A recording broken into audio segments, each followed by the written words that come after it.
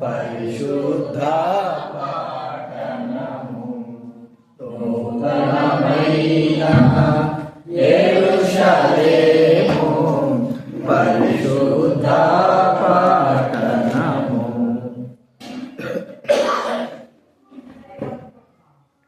ప్రార్థన చేసుకుందాము.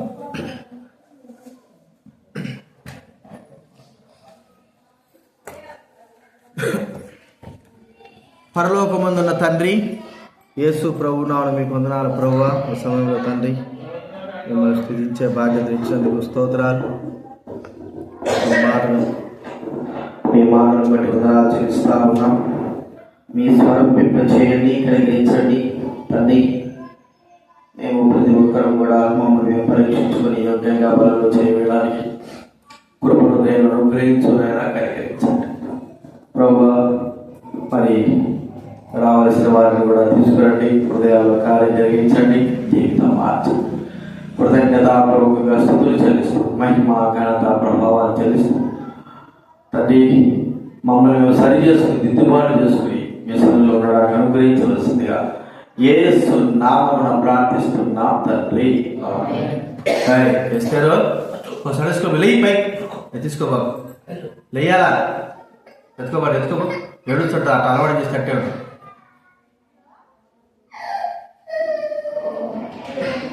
దేవుడి వాక్యంలో నుండి మనము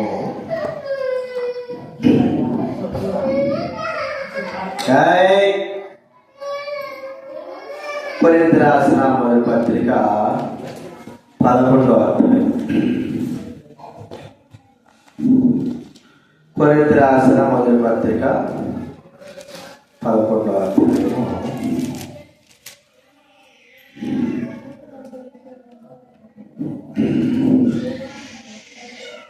28, 29 మనము 31 వరకు అందరూ కూడా కలిసి చదువుకుందాం. మొదటి కొరింథీ రాసిన పత్రిక 11వ అధ్యాయము 28 నుంచి 30 వరకు అందరూ కలిసి చదువుకుందాం.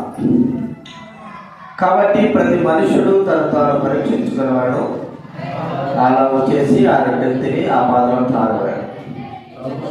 ప్రభు శరీరం వివేచింపగా తిని త్రాగువాడు తనకు శిక్షావిధి కలుగుటికే తిని త్రాగుతున్నాడు. ఇందువల్లనే మీలో అనేకులు బలహీనులైనారు, రోగులైనారు, చాలా మంది నిద్రించున్నారు. అయితే మనమే విమర్శించుకునేలా తీర్పు పొందగా పోదుము. అలాగే 2వ కొరింథీ రాసిన పత్రిక 13వ అధ్యాయం. కొరింథీ రాసిన 2వ కొరింథీ రాసిన పత్రిక 13వ అధ్యాయం 14 వచ్చిన మనం అందరం కలిసి చదువుకుందాం. 2వ కొరింథీ 13వ అధ్యాయము 17 నుంచి 167. ప్రభువైన యేసుక్రీస్తు కృపయు దేవుని ప్రేమయు పరిశుద్ధాత్మ సహవాసమును మీకందరికీ తోడయుండును గాక. కాబట్టి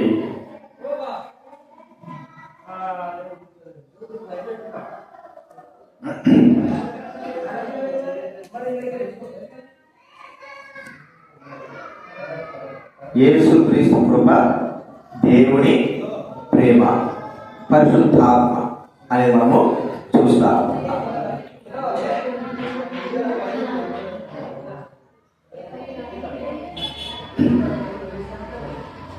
ఇక్కడ మనం చూస్తా ఉంటున్నాము.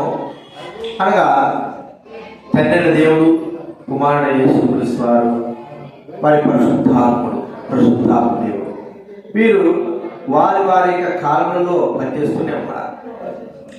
దేవుడు ఒకడే తండ్రిగా, కుమారుడుగా, పరిశుద్ధాత్ముడుగా ఆయన తనను తాను బయలుపరుచుకుంటా ఉన్నాడు.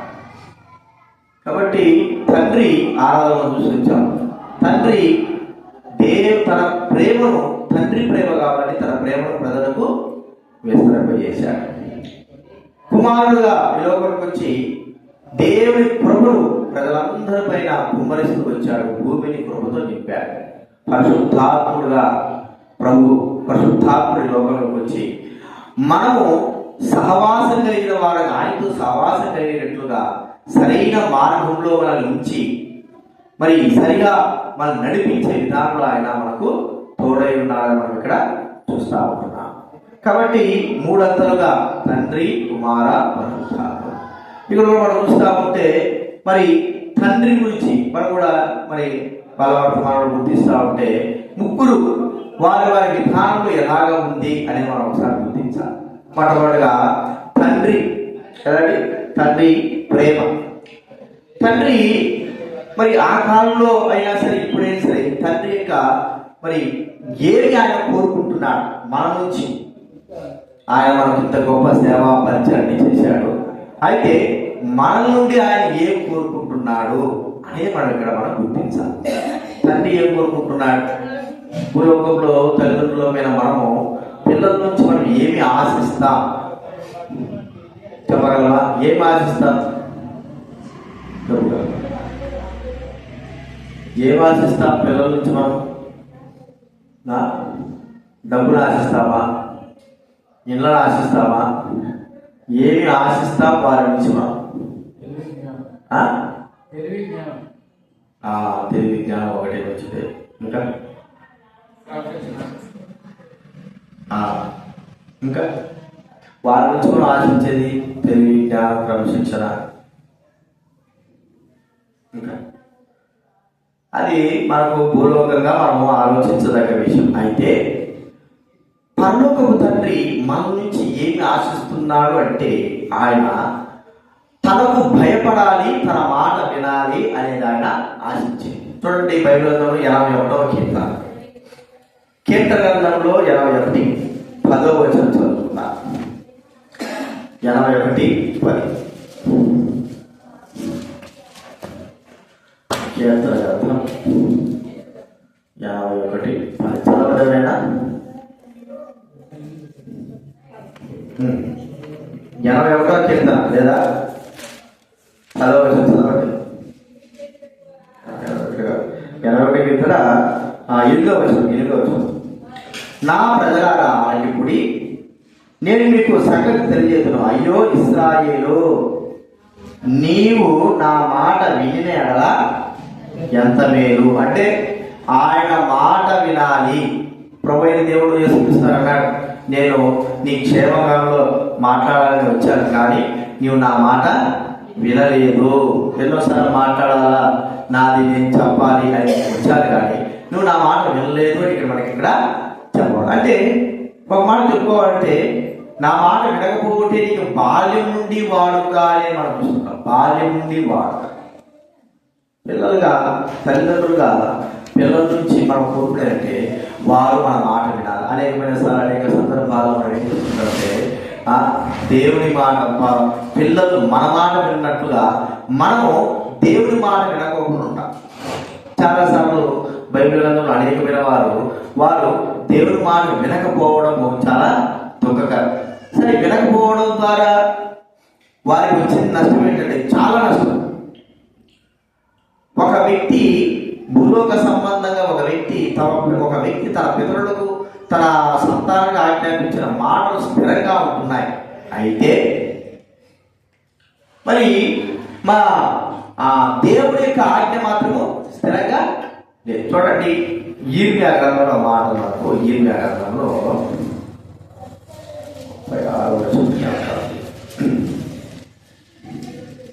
35వ వచనం. ఈర్మ్యా గ్రంథం 35వ అధ్యాయము మొదటి నుంచి నేను కొన్ని విషయాలు చదువుతా వినండి. యోషియా కుమారుడును యూదారాజైన యెహోయాకీము దినములలో యెహోవా యొద్ద ఈర్మ్యాకు వాక్కు ప్రత్యక్షమై, నీవు రేకాబీయుల వద్దకు పోయి వారితో మాట్లాడి యెహోవా మందిరంలోని గదులలో ఒకదానిలోని వారిని కొడుకుని వచ్చి త్రాగుటకు వారికి ద్రాక్షారసం ఇమ్మని సెలవీయగా, నేను ఈర్మ్యా కుమారుడును యజన్యా మనవుడైన హబద్జిజ్యాను అతని సహోదరుడు అతని కుమారులందరినీ అనగా రేకాబీయుల కుటుంబీకులందరినీ తోడుకుని వచ్చిందని యెహోవా మందిరంలో దైవజనులకు ఇగ్దల్యా కుమారుడైన హానాను కుమారు గదిలో వారి తోడుకు వచ్చిందని, అది రాజుల గదికి సమీపమున్న ద్వారపాలకులను షల్లూము కుమారుడైన మనిషయ గదికి పైగా ఉండెను.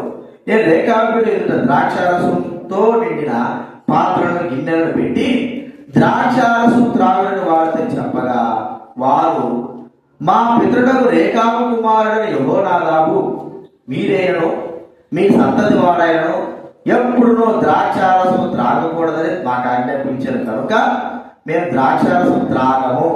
మరియు మీరు ఇల్లు కట్టుకొనవద్దు, విత్తనములు విత్తవద్దు, ద్రాక్ష తోట నాటవద్దు, అది మీకుండనే కూడదు. మీరు పరవాసం చేయు దేశంలో దీర్ఘాయుష్యులన్నట్లు మీ దినములన్నీ గుడారంలో మీరు నివసింపవని అతను మాకు ఆజ్ఞాపించను. కాబట్టి మా పితరుడైన రేఖాబు కుమారుడు యెహోనాదాబు మాకు ఆజ్ఞాపించిన సమస్త విషయంలో అతని మాటను బట్టి మేము గాని, మా భార్యలు గాని, మా కుమారులు గాని, కుమార్తెలు గాని ద్రాక్షారసం తాగుట లేదు. చూడండి, రేఖాబు అనేటువంటి వ్యక్తి తన పితరులైన తన సంతతి అయిన వారికి ఏం చేశాడు? ఒక ఆజ్ఞ ఇచ్చాడు. ఏమని ఆజ్ఞ అంటే, మీరు ద్రాక్షారసము తాగకూడదు. ఇంకొకటి ఏమన్నాడు? మీరు విత్తనం ఇల్లు కట్టుకోకూడదు, గుడారాల్లో ఉండాలా, ద్రాక్ష తోటలు నాటకూడదు అని వాళ్ళ పితరులు వారి సంతాతి వారికి చెప్పాడు రేఖాబు అనే వ్యక్తి. మరి కొన్ని సంవత్సరాలు జరిగిపోయింది, దినాలు జరిగిపోతే మరి వారు ఎలాగ ఒక్క మనిషి, వారి పితరులు చెప్పిన మనిషి మాట ఎలాగ విన్నారంటే, వారు కానీ, వారి పిల్లలు కానీ, వారి కుమారులు కానీ, కుమార్తెలు కానీ ద్రాక్షారసంగా తాగడం లేదు. కనీసం ఇల్లులు కూడా వారు కట్టుకోకుండా గుడారాలలో వారు ఏం చేస్తున్నారు? నివసిస్తున్నారు. చూడండి, ఒక వ్యక్తి మాట ఎంతగా కుటుంబం పాటిస్తున్నప్పుడు దేవుడు కూడా చెప్పేమంటే తమ పితరుడు ఏం చేశాడు? చెప్పిన మాట తమ వంశమంతా కూడా ఆచరించాలని కోరుకున్నాడు. అలాగే ఆ ప్రజలు కూడా కోరుకున్నారు. మరి దేవుడు మనకు తండ్రి అయినప్పుడు, ఆయనే మనకు దేవుడు అయినప్పుడు, ఆయన కూడా చెప్పే మాట మనం ఏం చేయాలి చెప్పండి? వినాలి. ఈ దినాల్లో ఆయన మాట వినలేకపోవడం, ఆయన మాటకు అంటే మనము వెళ్ళకపోవడం అంటే త్రోసివేయడం అంటే అర్థం ఏమిటంటే, విన్నట్టుగా చేసినట్లుగా వినకుండా విన్నామని అనే విధానంలో మనం ఉంటున్నా కానీ దేవుడి మాట మనం అనుసరించలేకపోవడం మనం గుర్తిస్తున్నాం. కాబట్టి ప్రియమైన వారరా, ఈ యొక్క మధ్యాహ్న కాలంలో ప్రభు మనతో మాట్లాడదంటే, నేను దేవుడి మాట వింటున్నావా? దేవుడి మాట ఎలా ఉంటుంది? ఎలాగ దేవుడు మాట వింటారు? ఆ దినాల్లో ప్రవక్తల ద్వారా దేవుడు ఈ దినాల్లో తన కుమారుడైన యేసుక్రీస్తు అంటే దైవ వాక్యము ద్వారా, దేవుని మాట ద్వారా, దేవుని బోధ ద్వారా దేవుడు మనతో ఏం చేస్తున్నాడు? మాట్లాడుతున్నాడు. ఆ మాటల ప్రకారంగా మనం జీవించగలుగుతుంటున్నామా? దేవుడు కోరుకునేది, నేను మీకు తండ్రి అయితే మీరు నా మాట వినాలి. ఇప్పుడు అమ్మవారి తండ్రి అయితే అందుకే అన్నాడు, మీరు సాతాను బిడ్డలేండి, సాతాను చెప్పిన మాట మీరు ఏం చేస్తున్నారు? వింటున్నారు కదా. యోహాను 8:4 ఉంది, మీరు మీ తండ్రికి అపవాది సంబంధులు, వారి చిత్త ప్రకారంగానే మీరు ఏం చేస్తున్నారు? నడుస్తున్నారు అని మనం ఇక్కడ చూపిస్తారు. ఇష్ట ప్రకారం నడుస్తున్నారు. కాబట్టి ప్రియమైన వారిని మనం ఒకసారి గుర్తించుకోవాలా, మనము దేవుడి మాట వింటున్నామా? ఇది తండ్రి మన నుంచి కోరుకునేది. ఇంకా ఏం కోరుకుంటున్నాడు ఆయన అంటే, నాకు భయపడాలా అని కోరుకుంటున్నాడు. అర్థమైందండి? మలాకి రాసిన గ్రంథం 1వ అధ్యాయం. మలాకి రాసిన గ్రంథము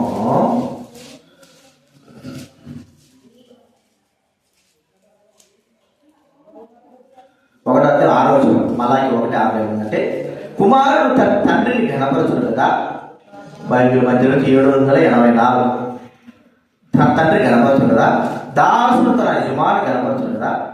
నా నామమును నిర్లక్ష్య పెట్టు యాజకులారా, నేను తండ్రిని అయితే నాకు రావలసిన ఘనత ఏమాయనో, నేను యజమానుడైతే నాకు భయపడవాడు ఎక్కడున్నాడు? అంటే అర్థం ఏమిటి? దేవుడంటే భయము లేకపోవడం. ఇదిలో తల్లిదండ్రులు అంటే భయపడేవారు చాలా తక్కువ. భయం లేకోకుండా తల్లిదండ్రులపై తిరగబడేవారు, తల్లిదండ్రులు దూషించేవారు, తల్లిదండ్రులకు అవిధేయత చూపించేవారు. దీనికి కారణం ఏంటంటే భయము లేకపోవడం. అది చిన్నపిల్లలు మనం చూస్తుంటున్నాం. అయితే దేవుని బిడ్డలముగా మనము దేవుడు మన నుంచి కోరుకుంటేదంటే నాకు నీవు భయపడుతుంటున్నావా?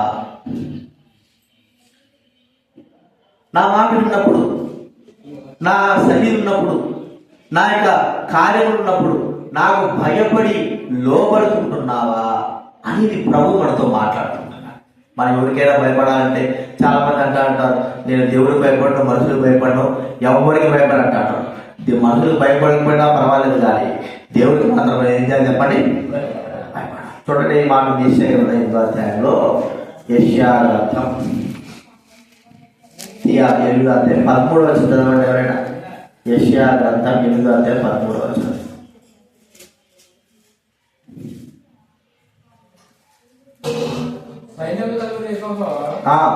యెహోవాయే పరిశుద్ధుడు, ఆయనే మీరు దిగుపోవాలను. అప్పుడు ఆయన మీ పరిశుద్ధ స్థలంగా. మీరు భయపడవలసిన వాడు ఎవరండి? ఆయనే. లోకానికి భయపడుతున్నావా? లోకానికి భయపడుతుంటున్నావా? ప్రభు అన్నాడు ఏమన్నాడంటే, మీరు లోకంలో ఉన్న మనుషులకి, మీ ప్రాణం తీసే వారికి మీరు భయపడద్దు. ఎవరికి భయపడాలా? మనల్ని మన ఆత్మని, మన శరీరాన్ని నరకంలో వేయగలిగిన శక్తి కలిగిన వారికి మీరు భయపడండి అని. అయితే మనం దేవునికి భయపడకుండా మనుషులకు భయపడతాం. మనుషులకి బాగా భయపడతాం కదండి. అంటే ఒక సామెత చెప్తారు చూడండి, పెళ్లి బాధపడుతున్నాడు అనుకో, వాడు ఊర్లో వాళ్ళందరూ వాడు చూస్తే భయపడిపోతారు. అర్థమైందా? పెళ్ళేటోడు అడుగు ఊర్లో వాళ్ళందరూ చూస్తే ఒడేవుడు ఎంతో భయంకరుడు అంటాం, కానీ వాడు మాత్రం ఇక్కడ ఊరికి భయపడతాడు. అర్థమైందా? ఇదే సూత్రం, ఇంకేం లేదు. అంటే లోకంలో అంతా భయపడతారు, లోకంలో భయం లేదని చూస్తాం, కానీ భయపడవలసిన వ్యక్తికి ఎవరు మనము భయపడాలి. కాబట్టి మనం గుర్తించుకోవాల్సిన, దేవుడు మనతో మాట్లాడే మాట ఏంటంటే, మనము దేవుడికి భయపడుతుంటున్నామా? భయం లేకపోతే ఏం చేస్తామంటే విచ్చలబడి ఎదుగుతాం. భయం లేకపోతే చెప్పిన మాట వినడం, భయం లేకపోతే ఏది దేవుడు ఎందుకు మాట్లాడుతున్నాడో అర్థం కావాలని ప్రవర్తిస్తాం. భయం లేకపోతే మనము తప్పు చేయడానికి ముందుగా ఉంటాం. అందుకే భయం ఉంది, భయము నుండి పాపము. చూడండి, కీర్తన 4వ అధ్యాయం 4వ వచనం. కీర్తన 4వ అధ్యాయము 4వ వచనం. చూడండి, చదవడం. కీర్తన 4:4 చదవండి. భయము నుండి పాపము చేయాలి. భయం నుండి ఏం చేయకూడదు అంటే, భయం ఉంటే ఏం చేయమనము? దేవుని ఎడల భయం ఉంటే, దేవుడు అనేది ఏంటంటే, మీరు పాపం చేయకుండా ఉండాలంటే ముందు నా ఎడల భయం కలిగి ఉండండి. అంటే మనిషి ఎలా ఉందంటే, గర్వము చేత, అహంకారం చేత, అతిశయము చేత దేవుడికి ఎదుట భయము లేకోకుండా ప్రవర్తించేవాడుగా ఉంటున్నాడు. ఇదన్నావా? తండ్రి తన విడలమైన మన నుండి కోరుకునేది ఏంటంటే, నాకు భయపడండి. చూడండి, మనం చూస్తూ ఉంటే కయ్యూరు తన తమ్ముడు ఏం చేసేసాడు? చంపేశాడు. చంపేసి దేవుడు అడుగుతున్నాడు, దేవుడు ఏ ఆడాడు, మీ తమ్ముడే ఆడాడంటే, అరే నేను చంపినాను కదా, నేను నాకు ఒక వ్యక్తిని నరహత్య చేశాను కదా, మరి దేవుడితో మాట్లాడుతున్నాడు కదా, నేను భయపడాలి కదా అంటే ఆలోచన లేకపోకుండా ఏం చేస్తున్నాడంటే, ఏమంటే నేను కావాలన్నా, అర్థమైందా?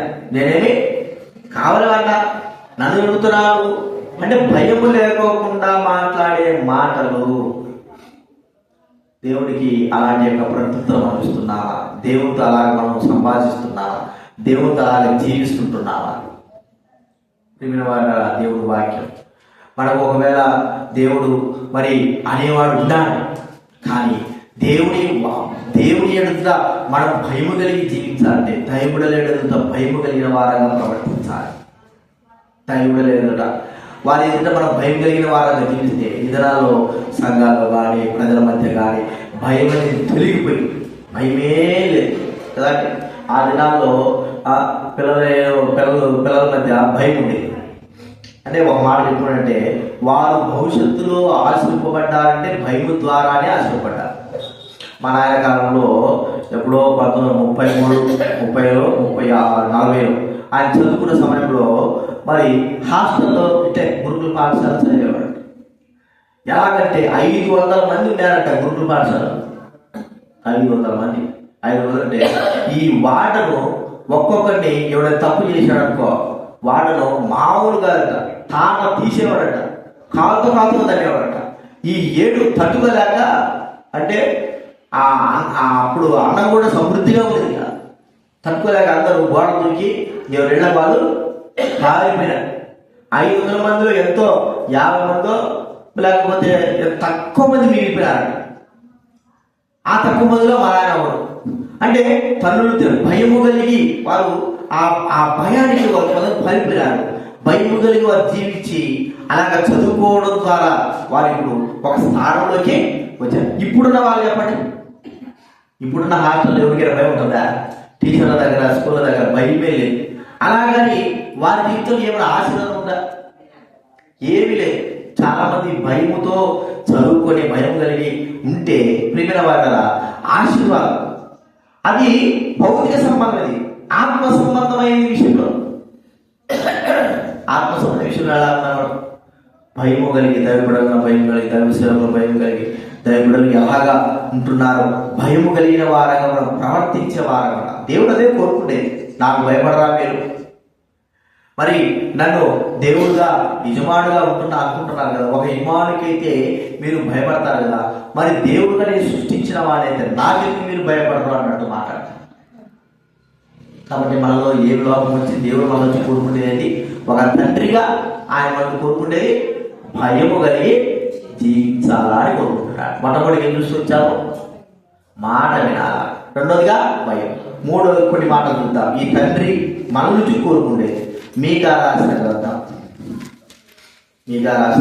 5వ అధ్యాయం 8వ వచనం. బైబిల్ మధ్య నుంచి 766. మీకా రాసిన గ్రంథం 6వ అధ్యాయం 8వ వచనం. 6వ అధ్యాయం 8వ వచనం. మనుషుడా, ఏది ఉత్తమమో అది నీకు తెలియజేయబడి ఉన్నది. సరే, న్యాయంగా నడుచుకుంటూ ఇంకేంటి కనికరమును ప్రేమించుటయు దీన మనసు కలిగి నీ దేవుని ఎదుట ప్రవర్తించుటయు ఇంతే కదా యెహోవా నిన్ను అడుగుచున్నాడు. ఏమడుగుతున్నాడు చెప్పండి?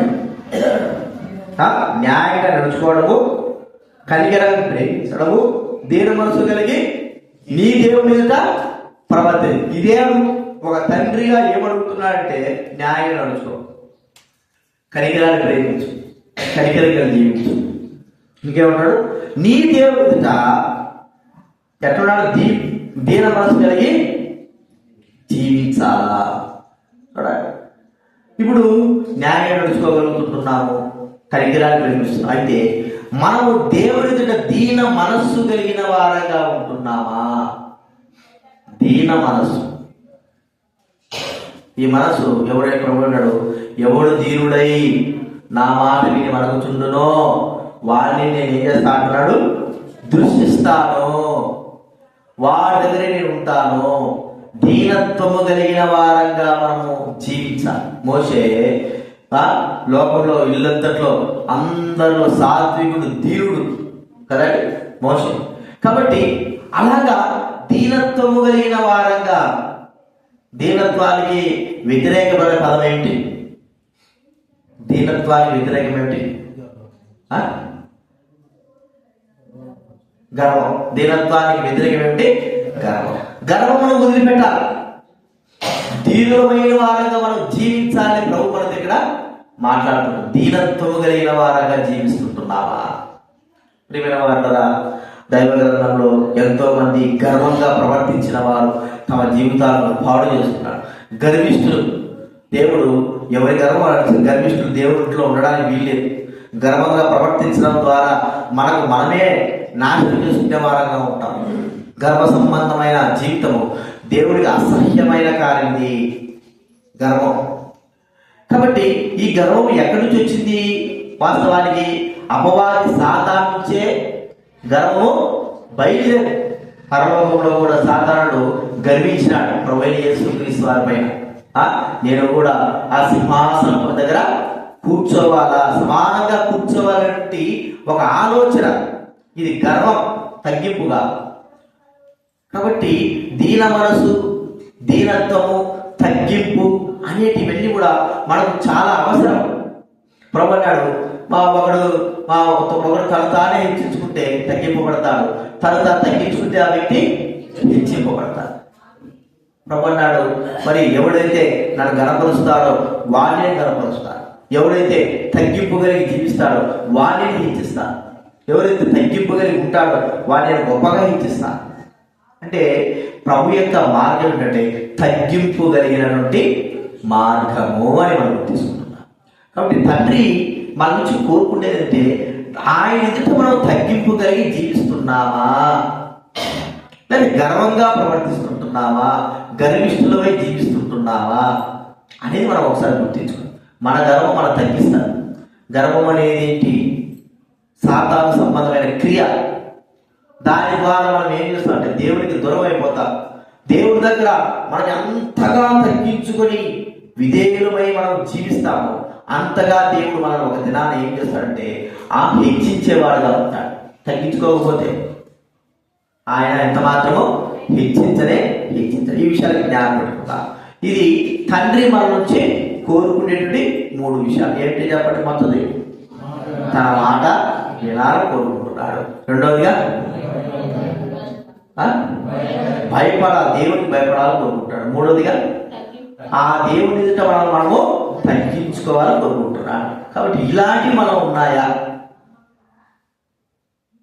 అవిధేయ జీవితం జీవించేది, లేకపోతే తగ్గింపుగా లేకుండా గర్విస్తుగా ప్రవర్తించేది, లేకపోతే ఇంకా మరి భయపడుకోకుండా మనం ప్రవర్తించే స్థితి కలిగిన వారగా. భయపడటం ఏమిటి?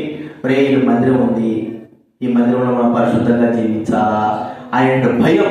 బైబిల్ గ్రంథంలో ఉంది, నీవు దేవుని మందిరం పోయినప్పుడు నీ ప్రవర్తన జాగ్రత్తగా చూసుకో అంటే భయం కలిగి అక్కడికి వెళ్ళు అని అది. కాబట్టి ఇది మనం గుర్తించుకోవాల్సి. తండ్రి మన నుంచి కోరుకుండేది తగ్గింపు కలిగిన. రెండవ వ్యక్తి ఎవరు? ప్రభువైన యేసుక్రీస్తు. యేసుక్రీస్తు కృప. ఇప్పుడు యేసుక్రీస్తు వారు కూడా మన నుంచి కోరుకునేది ఏంటి చెప్పాడు? నేను మిమ్మల్ని, తండ్రి నన్ను పంపించినట్టే నేను కూడా మిమ్మల్ని పంపిస్తుంటున్నా. తండ్రి నన్ను ప్రేమించినట్లే నేను కూడా మిమ్మల్ని ప్రేమిస్తుంటున్నా. కాబట్టి ప్రభు యేసుక్రీస్తు వారు కూడా చెప్పాడు తన మాటలు. ఏమన్నాడు? ఈ నా మాటలు విని వాటి చొప్పున చేయని ప్రతివాడు, చేసే ప్రతివాడు అని మాట. అంటే యేసు ప్రభు మాటలు కూడా మనము పాటించాలి. నేను ఇప్పుడు ఇశ్రాయేలు ఏం చేస్తారు? యేసు ప్రభు మాటలు తీసేస్తారు. యేసు ప్రభు అంటే వారికి గిట్టదు. ఇశ్రాయేలు యూదులైన వారికి కొంతమంది ప్రభు నమ్మారు, కొంతమంది సగం ప్రభు నమ్మలేదు, ప్రభు నమ్మారు. ప్రభు నమ్మిన వారందరూ కూడా ప్రభు యేసుక్రీస్తు వారు మాట్లాడతారు. ప్రభు నమ్మని వారందరూ కూడా ధర్మశాస్త్రం కేవలం 5 పుస్తకాలు మాత్రం ఉంటాయి, వేరే పుస్తకాలు ఆదికాండం నుంచి ద్వితీయోపదేశం వరకు మాత్రమే వారికి ఇశ్రాయేలుకి. అయితే ప్రభువుని అంగీకరించిన వారికి అందరికీ కూడా పూర్తి బైబిల్ అనేది ఉంటుంది. వాళ్ళు ఇశ్రాయేలు అంగీకరించరు, యేసు ప్రభు చాలా మంది అంగీకరించరు. ఎందుకంటే ఆయన మాట వినరు. దేవుడు ఒక్కడే దేవుని మాట వినాలి. అతను ఒక ప్రవక్త, అంతే కానీ అతని గురించి అతని మాట వినాల్సింది అంటారు. కానీ యేసు ప్రభు అన్నాడు, నా మాట విన్నవారు బండ మీద కట్టుకుని ఇల్లు పోయిన వారుగా ఉంటాడు. ఇప్పుడు యేసు ప్రభు ఏం చెప్పాడు? ఆయన మాట మనం ఏమైనా వినాలి. ఇది మనం గుర్తించాలి. చూడండి, యోహాను సువార్త 13వ అధ్యాయం ఏమని ఆజ్ఞయించాడు అంటే మనం గుర్తిస్తే యోహాను సువార్త 13వ అధ్యాయము 34వ వచనం దయచేసి చదవండి. యోహాను సువార్త 13వ అధ్యాయము కొత్త ఆజ్ఞ ఇచ్చుచున్నాను. మీరు ఒకరినొకరు ఏం చేయాలంటే ప్రేమించాలా. ఇది ఏంటి?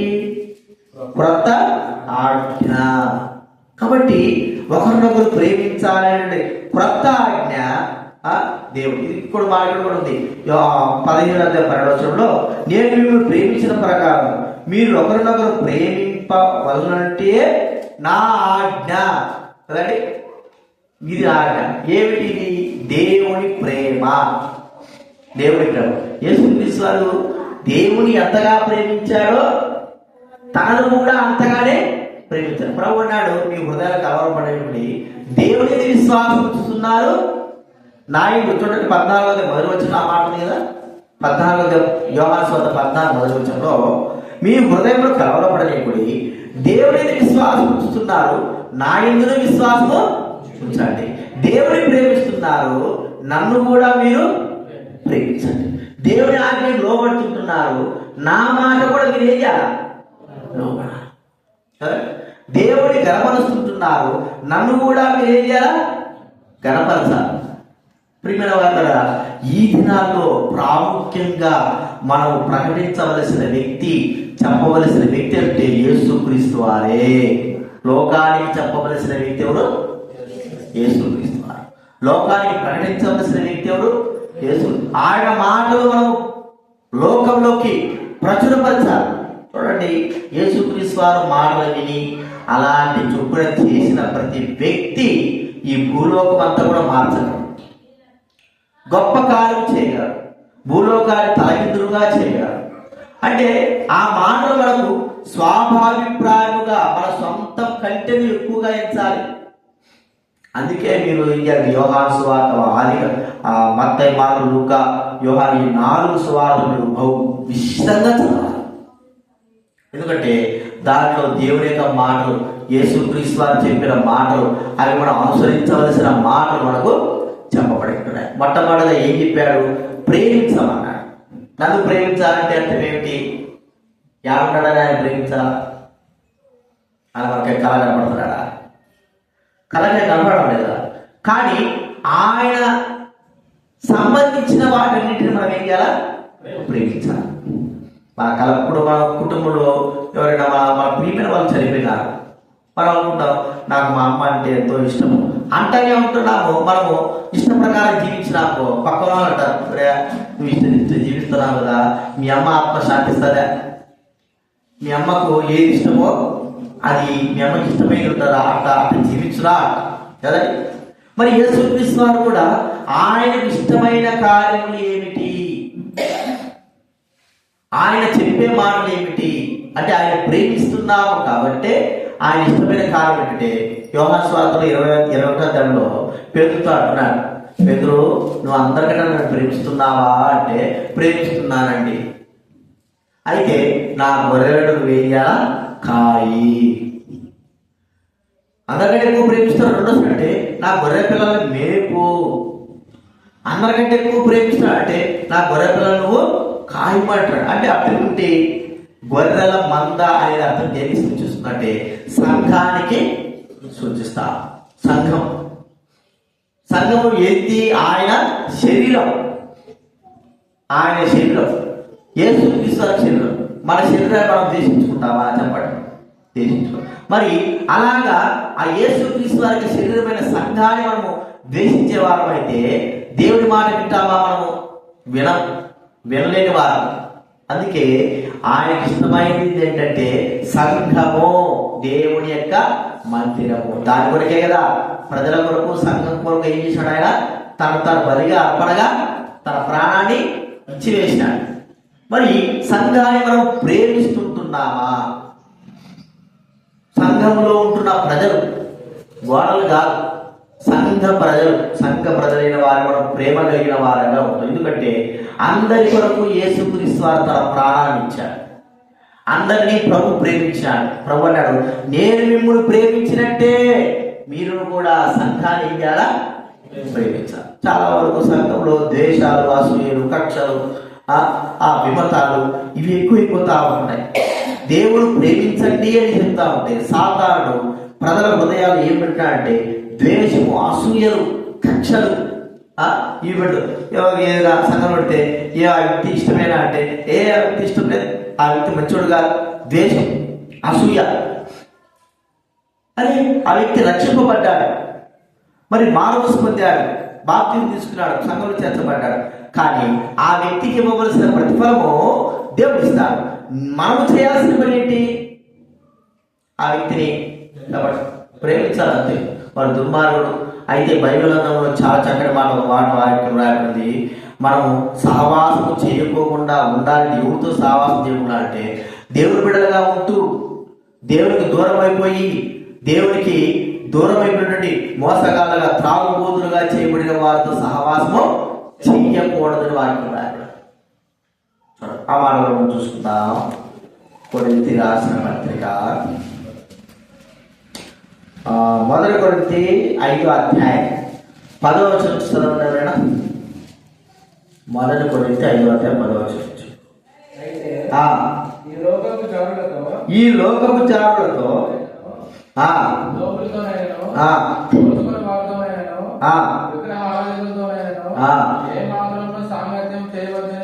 కాదు. అలాగైతే వెళ్ళిపోవలసి వచ్చును కదా. సహోదరుడబడిన వాడు ఎవడైనాను జారుడు గాని, లోభి గాని, విగ్రహారాధకుడు గాని, తిట్టుబోతు గాని, తాగుబోతు గాని అయినా అట్టి వాటితో సంగతి చేయకూడదు, భుజంపకూడదని మీకు వ్రాయిచున్నాను. సహోదరుడుగా అనబడిన వాడు ఎవడైనా ఈ కార్యాలు ఉంటే లోబి, జారుడు, విగ్రహాధికుడు, తిట్టుబోతు, తాగుబోతు, దోచుకునేవాడు, మోసగాడుగా వాడు చెయ్యబడితే వారితో ఏం చేయకూడదంట, మనము సహవాసము చేయకూడదు. లోకస్తులతో సహవాసం చేయొచ్చు. అంటే లోకంతో సహవాసం అర్థం ఏంటి? ఏదో వాళ్ళు ఏదో మాటలతో ఉండాలి అంతవరకే. మళ్ళీ సహవాసం చేయకూడదంటే వేరే విధాలు కాదు. కాబట్టి అయితే ఎందుకు ఈ మాట చెప్తున్నానంటే దేవుని మాట, యేసుక్రీస్తు వారి మాట వినకపోవడం. ప్రియమైన వాటరా, ప్రభు మనతో చెప్పే మాట ఏంటంటే సంఘాన్ని ప్రేమిస్తూ, సంఘంలో అందరూ ఉంటారు కదండి. కొంతమంది ద్వేషిస్తారు, ఒకరొకరు ద్వేషించుకుంటారు, వారి మాట వింటారు, వీళ్ళ మాట వింటారు, అని చేస్తుంటారు. మాకు తప్పదు. కైనా మనం అందరం, నాకేని కాదు, మనం అందరం కూడా ఏం కాకూడదు, ద్వేష భావాలు అనేది ఉండకూడదు. ప్రేమించే స్వభావమే. తీర్పు తీర్చే దేవుడి పని. ఆ వ్యక్తి మోసం చేసినా, అన్యాయం చేసినాక మరి ఏం చేసినా కూడా అది దేవుడి పని. కానీ మోసం అనేది మనం ద్వేషించేది మనము చేయకూడదు, ప్రేమించాలి.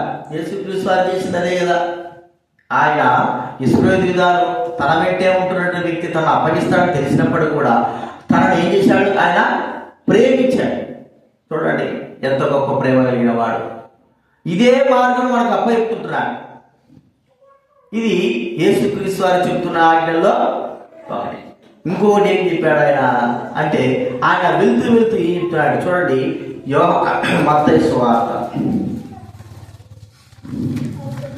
28వ అధ్యాయం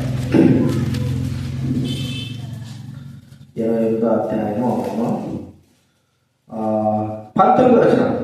మత్తయి సువార్త 28:19లో, కాబట్టి మీరు వెళ్ళి సమస్త జనులను శిష్యులుగా చేయుడి, తండ్రి యొక్కయు కుమారుని యొక్కయు పరిశుద్ధాత్మ యొక్క నామములో వారి బాప్తిస్మం ఇచ్చుచు, నేను మీకు ఏ సంగతులు ఆజ్ఞాపించుదునో వాటన్నింటిని గైకొనవలెనని వారికి బోధించుడి. ఏం చేయాలంటున్నాడు ఇప్పుడు? ఆయన చెప్పిన మాట ఇంకొక మాట ఏదో చాలా చెప్పాడు. మన కొడుకుని మాత్రం చూసుకుందాం, ఒక 2-3. ఏం చెప్పాడు ఆయన? మీరు వెళ్ళి సమస్త జనులు నా శిష్యులుగా చెయ్యండి అంటే అర్థం ఏంటి?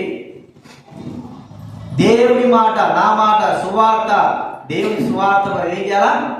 చెప్పవలసిన వారంగా ఉంటున్నాం. చూడండి, ఈ భారము మన అందరిపైన పడింది. ఏమంటే పెద్ద భారం, ఇది ఒక మరి మనం మోయగలిగే భారం. క్రీస్తుని గురించి ఇతరులకు చెప్పగలిగే భారం మనలో ఉందా?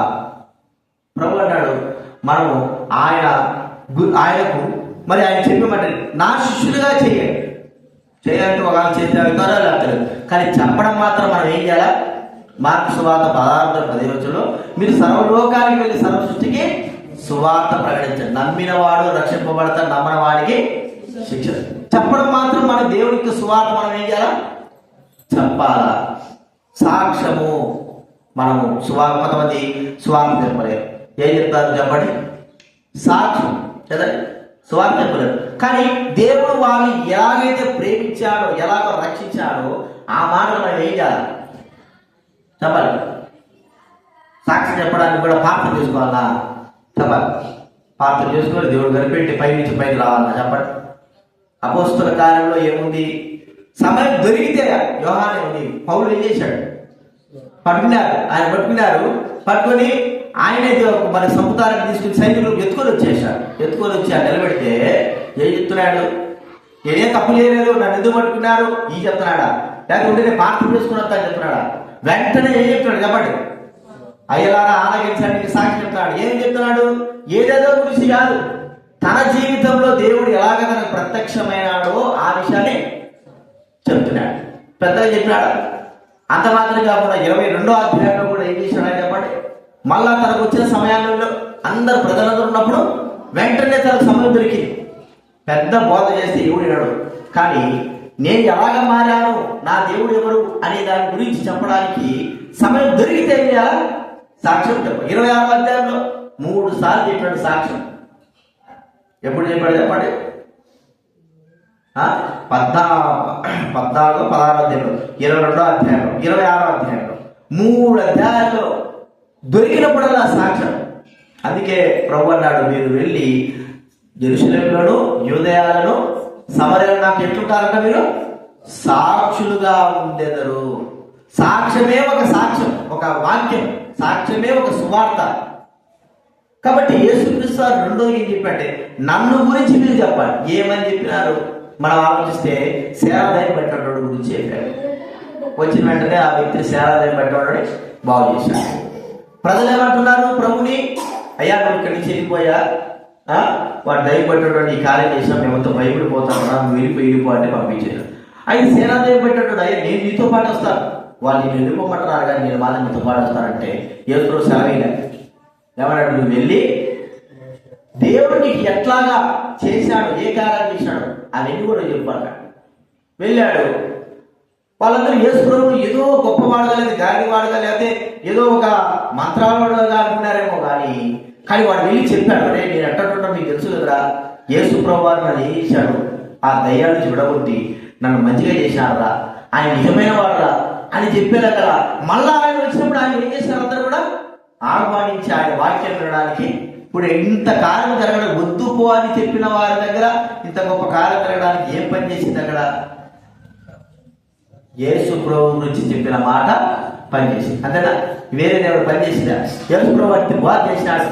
ఆ ఏమన్నా వాళ్ళకి ఏమన్నా ఎక్కిన దయ్యముడు వాడి దయ్యం వదిలిపోయినప్పుడు పోయి చెప్పిన మాటలే సాక్ష్యము చెప్పబడి.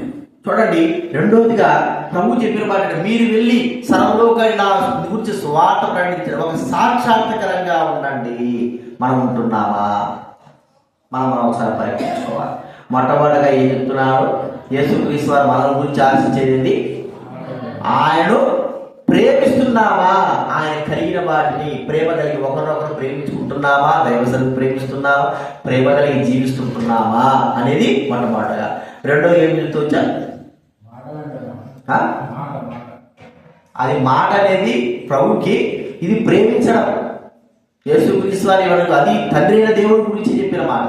ఇప్పుడు రెండోది యేసుక్రీస్తు వారి గురించి ఏం చెప్తున్నారు? ఆయన మన గురించి యేసుక్రీస్తు వారు మన గురించి ఏం కోరుకుంటున్నాడు? నా మాట వినండి. ఆ మాటలు ఏంటి? ప్రేమించడము. నేను మిమ్మల్ని ప్రేమించినట్లే ఇతరుల్ని ప్రేమించాలా అని ఆయన ఆజ్ఞ. రెండోది ఏం చెప్పినాడు? ఆయన పోయి మునుపు సర్వలోకానికి వెళ్ళి సర్వ సృష్టిని సువార్త ప్రకటించంటే అనేక శిష్యులుగా చేయండి, ప్రతి ఒక్కరికి ఇవ్వబడిన ఆజ్ఞ. నన్ను గురించి సాక్ష్యము గాని సువార్త గాని మీరు చెప్పి దేవుని ప్రజల దగ్గరికి తీసుకురావడానికి మీరు ఏం చేయాలా? దోహద అంటే చెప్పాలి అని మాట చూసుకుంటున్నా. దేవుని గురించి సువార్త ఇలాగా ప్రభువు యేసు చూపిస్తారు. ఇంకా ఎన్నో ఆ మాటలు మనకు ప్రభువు యేసు చూపిస్తారు చెప్పిన మాటలు కూడా మనకి ఎన్నో ఉంటున్నాయి. అవన్నీ కూడా మనము ఆచరిస్తే ఎంతో గొప్పదే. కానీ మనం అనేకమైన సార్లు దారి తప్పిపోతూ ఉంటున్నాం, మరి దూరం అయిపోతాం. కాబట్టి రెండోదిగా ప్రభువు యేసు క్రీస్తు మన గురించి ఆశించే మాటలు ఏంటంటే ఆయన ప్రేమించడం ఒకటి, రెండోదిగా ఆయన గురించి చెప్పవలసిన మాటలు సంగతుల గురించి చెప్పాలి. మూడవది ఎవరు చెప్పండి? పరిశుద్ధాత్మ. ఈయన గురించి మనం కొన్ని విషయాలు చూస్తే ఈయన మన గురించి ఏం ఆశిస్తుంటున్నాడు అంటే ఇప్పుడు నడిపింపేది ఇప్పుడు పరిశుద్ధ విశ్వాసులైన వారు గ్రహించేది ఏంటంటే, ఇప్పుడు ప్రభుని అంగీకరించిన తర్వాత పరిశుద్ధాత్మ దేవుడు వాళ్ళకి వచ్చిన తర్వాత ఆ ఆత్మ యొక్క నడిపింపు ఇప్పుడు వాళ్ళ ఏం చేస్తుంది, నడిపిస్తా ఉంది. ఈయన ఏమని కోరుకుంటున్నాడు, ఇది మనం గుర్తించుకోవాలి. ఏం కోరుకుంటున్నాడు? ఎఫెసీ పత్రిక 4వ అధ్యాయం, ఎఫెసీ పత్రిక 4వ అధ్యాయం 30వ వచనం చదవండి ఎవరైనా. ఎఫెసీ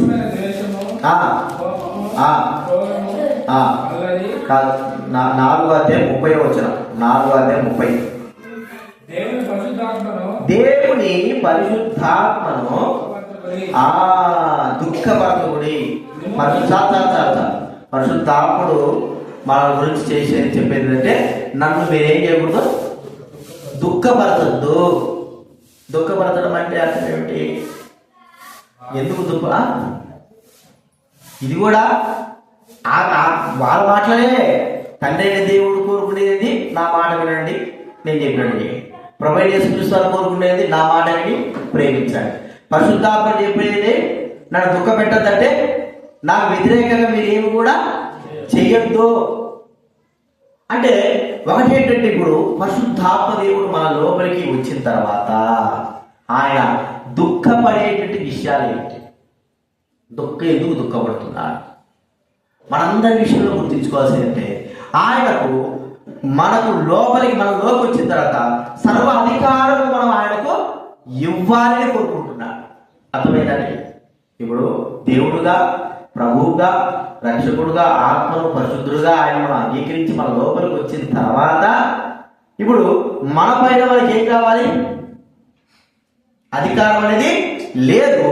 మనలో ఉంటున్న ప్రభువుకి ఏం కావాలి చెప్పండి? అధికారం. ఇది ఎలాగా? ఒక భార్య భర్తకు లోబడినట్లుగా. ఒకప్పుడు తల్లిదండ్రులు లోబడతా వచ్చింది, అర్థమైందా? తల్లిదండ్రుల వరకు మాత్రం లోబడతారు భార్య, స్త్రీ.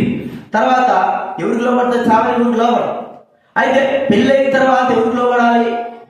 భర్తకు, వాక్య ప్రకారం భర్తకు లోబడాలి. అలాగే మరి ప్రభువుని యేసుక్రీస్తు అంగీకరించిన తర్వాత పరిశుద్ధాత్మ దేవుడు మనలోకి వచ్చిన తర్వాత మనము దేవుడికి అంటే ఇక్కడ మన పరిశుద్ధాత్మ ఏం చేయాలా? లోబడి. ఒక మాట చెప్పుకోవాలంటే, సర్వ అధికారము మనం ఆయనకి ఏం చేయాలా? అప్పగించే వారంగా ఉండాలా. సర్వాధికారం. ఒక్కోసారి మనము సర్వాధికారం ఇవ్వం, మన ఇష్ట ప్రకారం చేస్తాం, మన ఇష్టానుసారం చేస్తా ఉంటాం, మన తలపుకి ఎట్లా వస్తాడు చేస్తాం, మనకు ఎలా నడిపిస్తాడు చేస్తాం. సేవా పరిచయంలో కానీ, దేవుడి పనులు చేయడంలో కానీ, దేవుడి కార్యాలు చేయడంలో కానీ, ఇది క్షేమమా లేకపోతే ఇది చేస్తే క్షేమం అవుతుందా కాదా అనేటువంటి ఆలోచన లేకుండా మనం చేస్తా ఉంటాం. ప్రియమైన వారులారా, అలాగా చేయడం మరి నేను చేసే దేవుడి పనే కదా అంటే దేవుడి పనే కాదని చెప్పడం లేదు. కానీ అధికారపూర్వకంగా ఆ దేవుడికి అధికారపూర్వకంగా మనం ఎప్పుడైతే మనం చేస్తామో అప్పుడు మనకు విజయంలో అనుగ్రహింపబడతారు. ఒక మాట మనం చూస్తే, యేసు అపోస్తలుడైన పౌలు సేవైన వాళ్ళు ఏం చేశారంటే సువార్త ప్రకటించుకుంటా పోతా ఉంటే చూడండి, అపోస్తల కార్యాలు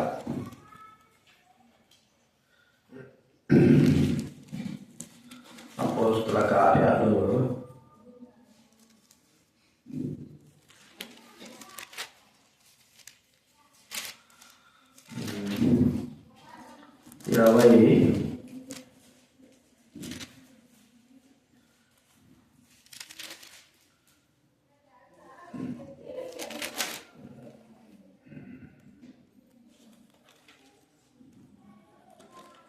పరిశుద్ధాత్మను ఆటంకపరిచిన మాట చూడండి.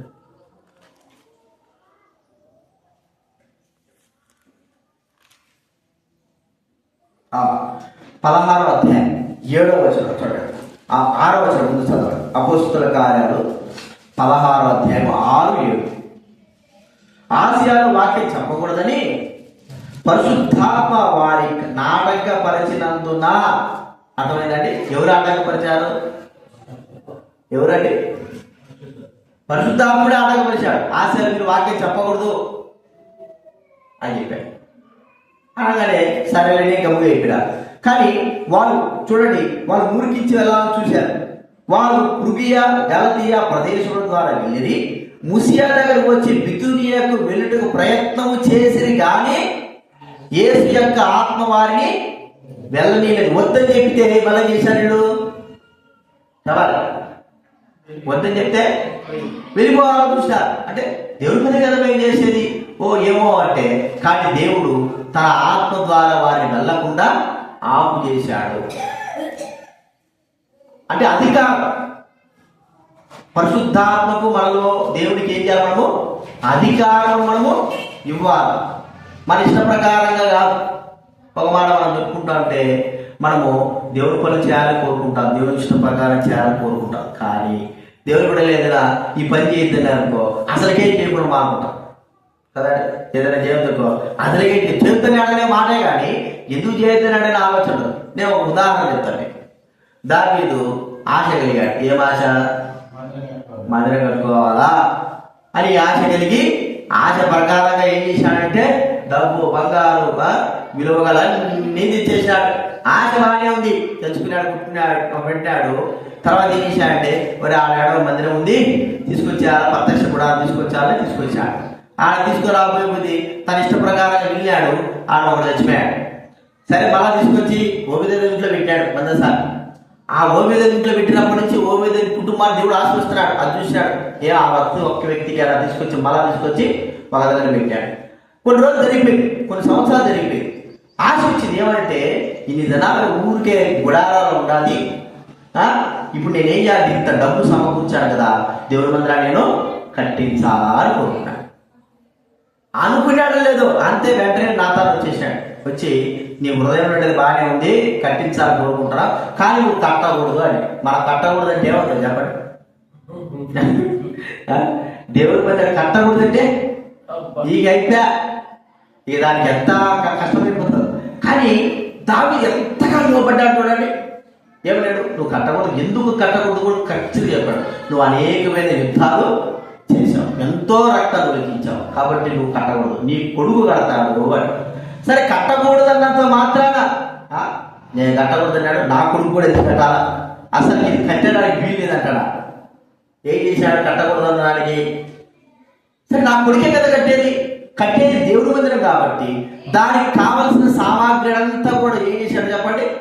తాను చేయవలసిన, కట్టకూడదని మాత్రమే చెప్పాడు, కానీ సామాగ్రి కూర్చుకోవడానికి ధనం సమకూర్చి ఇవ్వడానికి దేవుడికి చెప్పాలి కదా.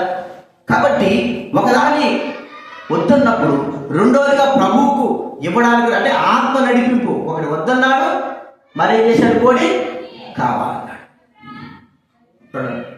ఈ యొక్క ఆత్మ నడిపింపే హృదయంలో పరిశుద్ధాత్మ దేవుడు మనతో మాట్లాడు. కాబట్టి మనం గుర్తించుకోవాల్సింది ఏంటంటే ఆత్మ నడిపింపు, పరిశుద్ధాత్ముడు మన జీవితంలో ఎలాగ ఆయనకి మనం ఎంత అధికారం ఇస్తుంటున్నాం, ఆయన మనపైన ఎంత అధికారం కలిగిన వాడు ఉంటున్నాడు. ఆయన మనతో చెప్పినప్పుడు ఇది చెయ్యొద్దు అన్నప్పుడు మనము ఆ అధికారాన్ని ఎంతగా లోబడుతూ ఉంటున్నాం. ఎలాగ చెప్తాడు ఆ మాటలు? దైవుడైన వారి ద్వారా, పెద్దలైన వారి ద్వారా, మనలో ఉన్నటువంటి ప్రభువు తన ఆత్మ ద్వారా మనతో మాట్లాడు. మనము లోబడమే దీనికి కానీ లోబడచ్చు, లోబడకపోవచ్చు. కానీ లోబడితే దేవుడి వాక్యములకు, పరిశుద్ధాత్మిక ఆత్మకు మనం లోబడితే ఆశీర్వాదం పొందుతాం. లోబడుకోకుండా మన ఇష్ట ప్రకారం ఊరికించి మనం చేసుకుంటాం అనుకో ఏమవుతుంది? ఎంతో నష్టపడాల్సి వస్తుంది. కాబట్టి ప్రియమైన వాళ్ళ పరిశుద్ధాత్మ దేవుడు గురించి మనం ఏం చూస్తూ వచ్చామో చెప్పండి. ఆయన మనలో ఏం కావాలా? అధికారం మనం ఆయనకు ఇవ్వాలి. ఇచ్చి ఆయన అధికారం ప్రకారం ఆయన ఇది చెయ్యొద్దు అన్నప్పుడు దాన్ని ఆపాలి.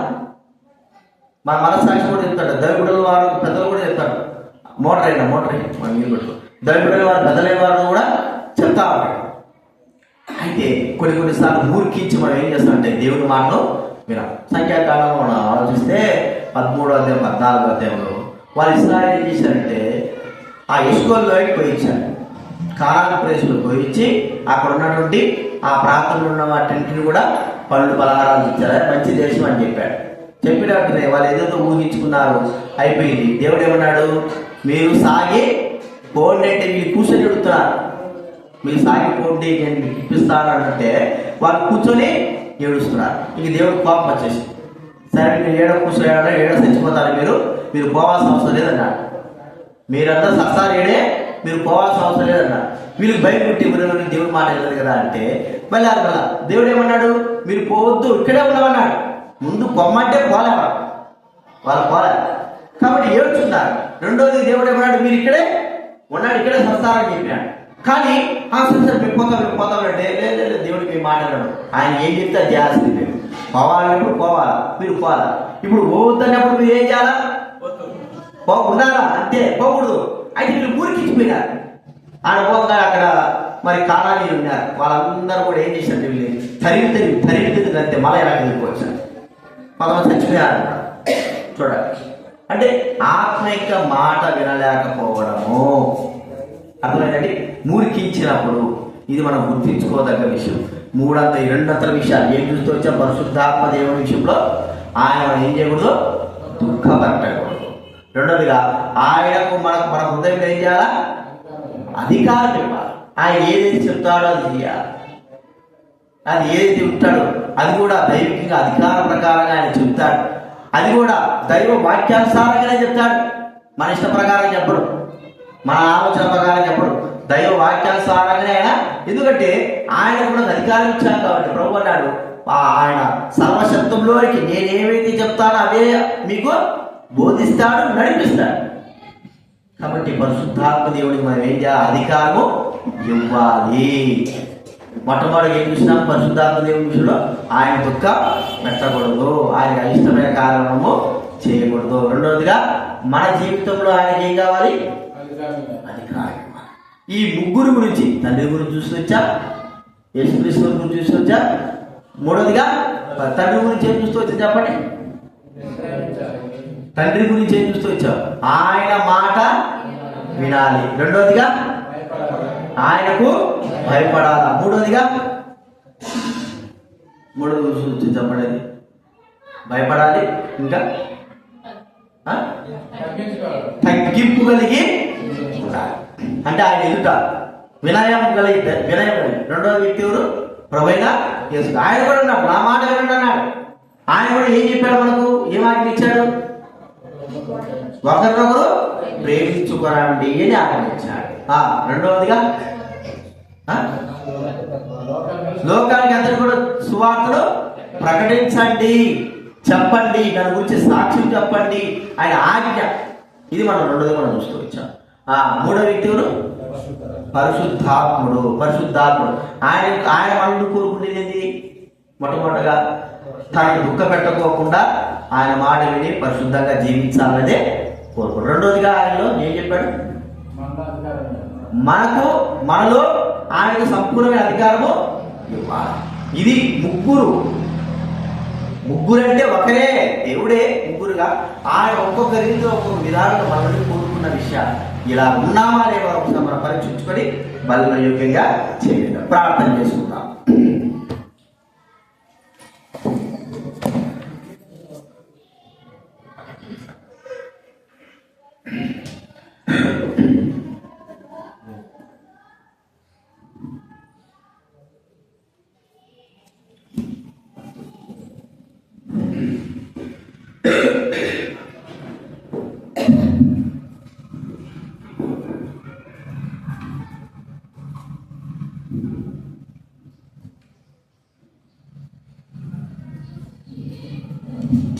ప్రభు మనతో మాట్లాడుతున్నాడు. తండ్రి, కుమార, పరిశుద్ధాత్మ ఒక్కొక్కరు అన్ని కూడా దైవికమైనవే. కానీ మనం ఎలాగా ఉంటున్నాం, తండ్రి మన నుంచి ఆశించేది మనకు తెలుసు. కుమారుడు కూడా మరి మన నుంచి ఆశించేది తెలుసు.